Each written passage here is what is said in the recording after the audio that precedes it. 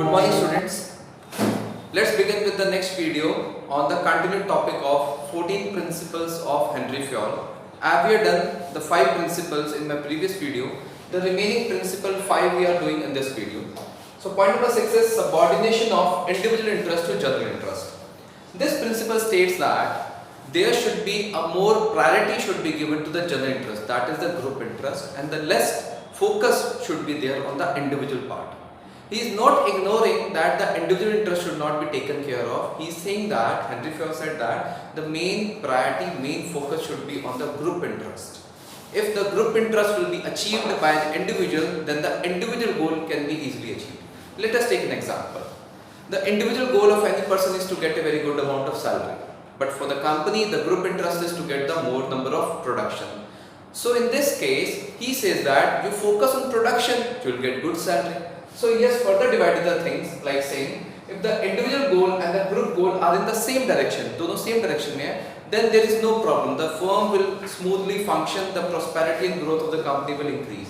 But if there is a problem of individual goal is in different direction and group goal is on another direction, which means individual goal of a person is to just to enjoy, not to do the work, not to follow the rules and regulations, but the group goal says to increase production. Then the role of a manager here is to make the things in a very proper and efficient thing, which means the manager should incline the individual person to make himself forward towards the group goal, उसको group goal की तरफ लेके आए, so that in the near future the individual person should not get hampered. He should not suffer from a loss of his job or any other concerns. So in this case, the main priority, Henry Fayol said that there should be more priority should be given to group goal. If group goal is achieved, then your individual goal can easily be achieved. Now point number 7 is fair remuneration. Here the word is remuneration means the salary. Henry Fayol said that in an organization there should be very good amount and fair salary should be given to each and every employee working in an organization. If a good amount of salary is given to the employees, what will be its a positive impact for the company? The positive impact will be like this. If the amount of salary is given fair enough, the employees will get motivated. He will work for more hours. He will work for continuous prosperity and growth of the company, and prosperity increases, that means the company is in the profitable venture. अगर employees अच्छे ढंग से उनको salary मिलेगी तो उनको ज़्यादा काम करेंगे company के लिए. Same way, the standard of living of the employees will be maintained as well as it will be increased. उनका standard of living increase हो जाएगा.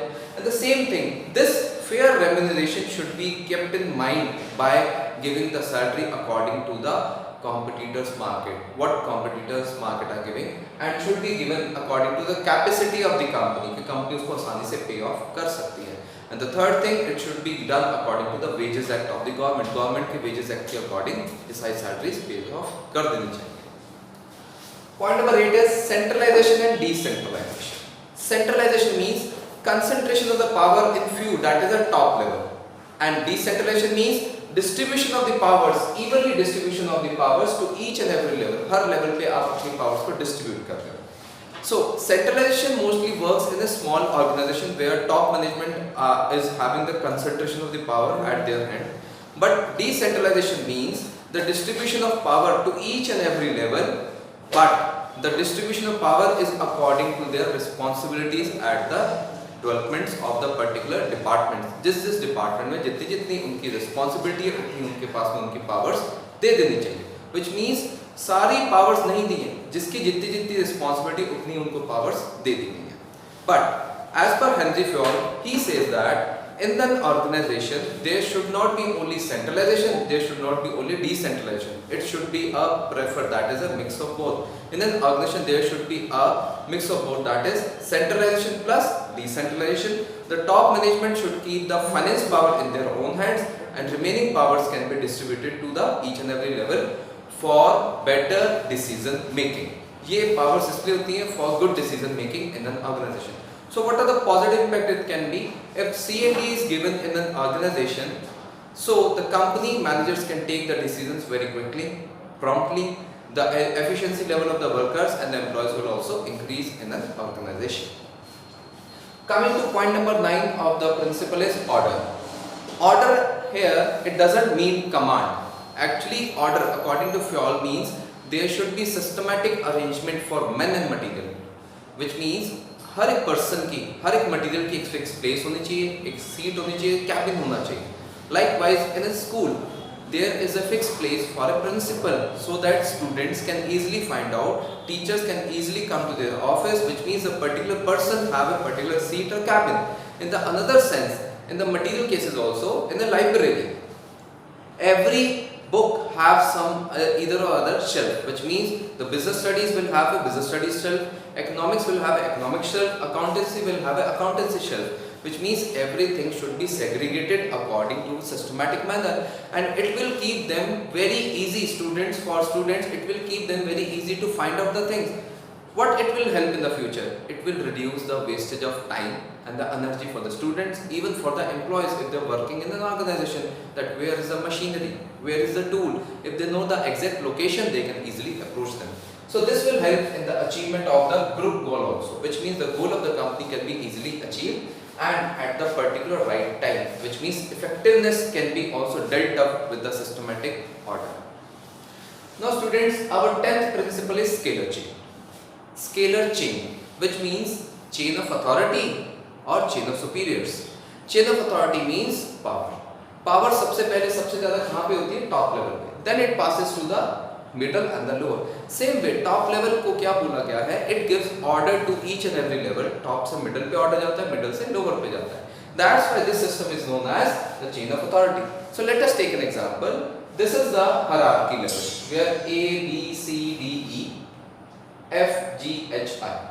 In a company, if D wants to have a communication with H, what is the procedure according to scalar chain? According to scalar chain, D will communicate to C, C will communicate to B, B will communicate to A will communicate to F, F will to G, G to H. Which means there is no skipping is allowed. D cannot directly talk to A, which means he need to report to his boss. उसको अपने boss को ही report करना पड़ेगा because this is a scalar chain structure.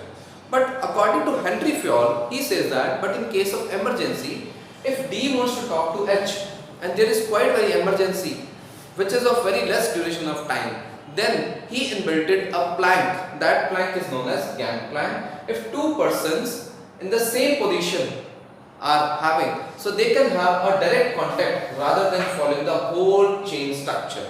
So this is the thing where he implied a new invention that is known as the gangplank. So it can be formed scalar chain. But in organization, we need to follow the scalar chain. Like teachers will talk to coordinators, coordinator talk to principal, principal talk to directors. Which means this is a systematic structure in an organization, and everybody need to follow this.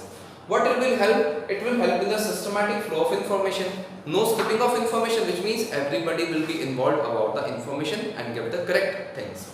No communication gap. The communication will be very smooth and effective in an organization. So students, these were the next 5 principles which we have done today. Next principles will be dealt up in my next video lecture. Thank you so much.